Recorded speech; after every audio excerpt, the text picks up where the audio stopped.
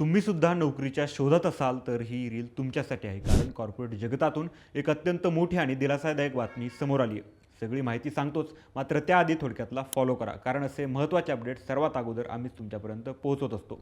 Fintech क्षेत्रातील आघाडीची company पेटीएमनं एका महाभरतीची घोषणा केली असून मार्च 2027 पर्यंत तब्बल 4,000 जणांना नोकरीची सुवर्ण संधी मिळणार आहे. या नव्या भरतीमुळे कंपनीच्या सध्याच्या कर्मचारी संख्येत जवळपास 10% वाढ होणार आहे. कंपनीचा हा मेगा प्लॅन प्रामुख्याने भविष्यातील आधुनिक तंत्रज्ञानावर आधारित आहे. पेटीएमनं आपले मर्चंट नेटवर्क मजबूत करण्यासाठी आणि आर्टिफिशियल इंटेलिजन्स सेवांचा विस्तार करण्यासाठी ही भरती करत आहे. त्यानुसार प्रॉडक्ट, तंत्रज्ञान आणि AI या विभागांमध्ये या नवीन जागा भरल्या जातील.